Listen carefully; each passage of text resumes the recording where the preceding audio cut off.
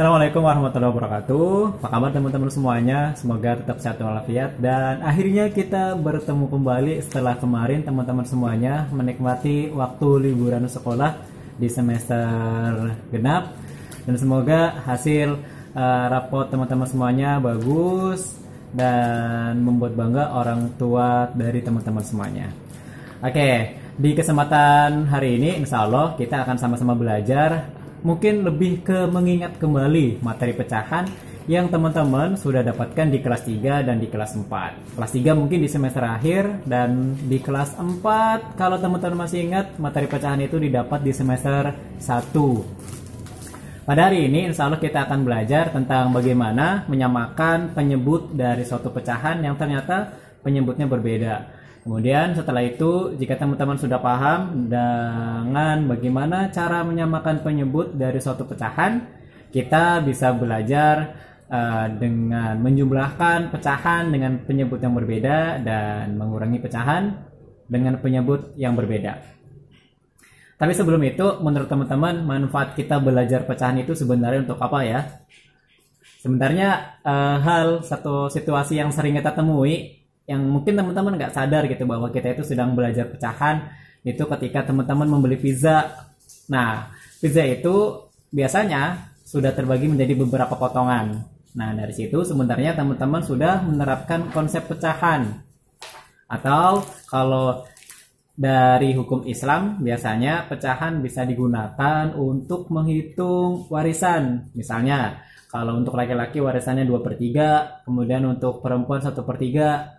Nah, berapa banyak tuh warisan yang dapat? Nah, insya Allah kita bisa menerapkan pecahan dalam kehidupan sehari-hari yang nantinya akan mempermudah kita dalam perhitungan dan lain sebagainya. Oke.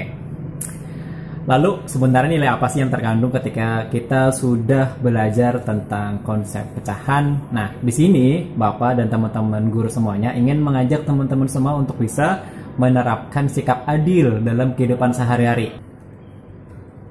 Oke, baik teman-teman, hari ini kita akan belajar bagaimana cara mencari pecahan yang senilai, kemudian kita juga akan belajar bagaimana cara menyamakan penyebut.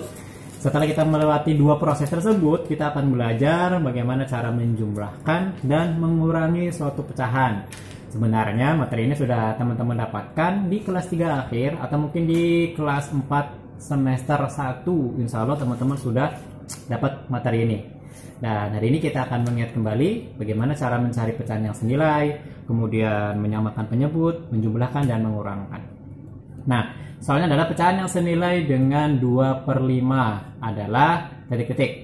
Oke. Di sini teman-teman bisa mengkalikan penyebut dan pembilangnya dengan angka yang sama. Angka yang samanya terserah nih teman-teman. Intinya adalah harus adil. Jika penyebutnya dikali 2, maka pembilangnya juga harus dikalikan 2. Oke, di sini berarti hasilnya adalah menjadi 4/10.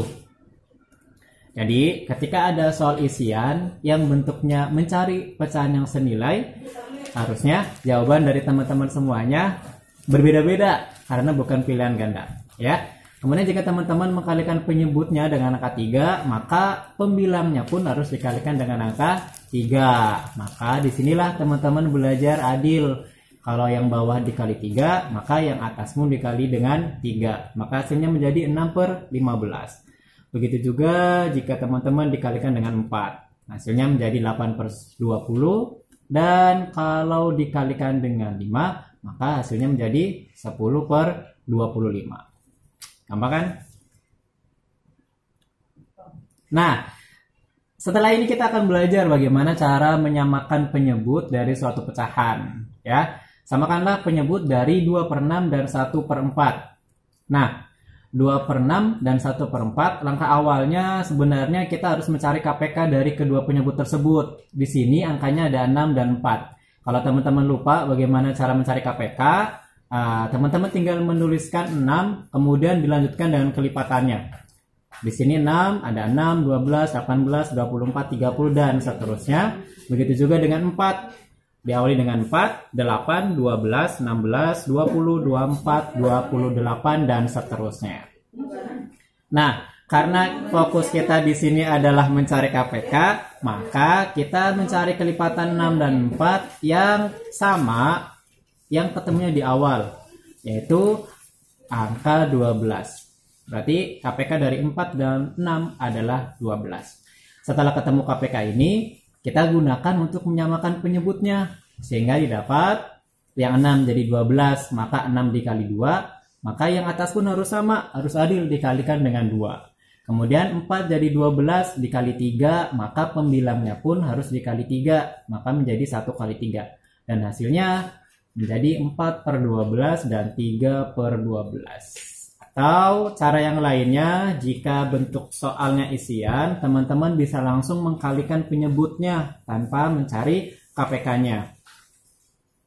Tapi teman-teman yang harus diingat adalah biasanya soal yang menggunakan pecahan dan menggunakan KPK untuk mencari persamaan penyebutnya biasanya digunakan pada soal-soal ujian. Makanya dibiasakan teman-teman menggunakan KPK tanpa mengkalikan penyebutnya.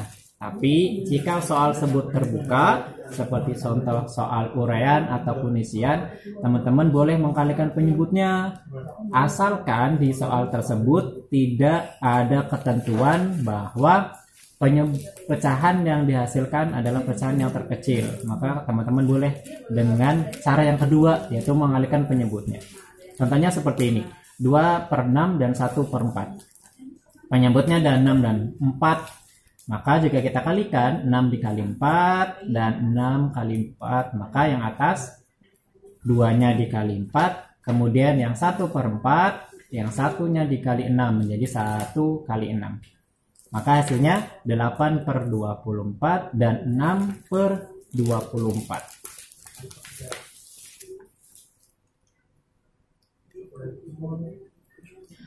Oke, pelan-pelan ya. Setelah ini kita akan belajar menjumlahkan pecahan. Angkanya masih sama, biar teman-teman lebih enak belajarnya.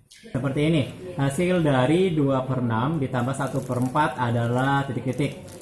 Nah, kalau teman-teman tadi menyimak dengan teliti, KPK dari 6 dan 4 adalah 12. Maka dari 12 itu kita gunakan untuk menyamakan penyebutnya. Nah, 6 jadi 12 dikali 2, maka pembilang di 2 per 6 dikalikan 2, dan 4 jadi 12 dikali 3, maka pembilang di 1 per 4 dikali 3, dan hasilnya menjadi 4 per 12 ditambah 3 per 12, hasilnya 7 per 12. Nah, kalau teman-teman mau menggunakan cara yang kedua dengan cara mengalihkan penyebutnya, caranya seperti ini.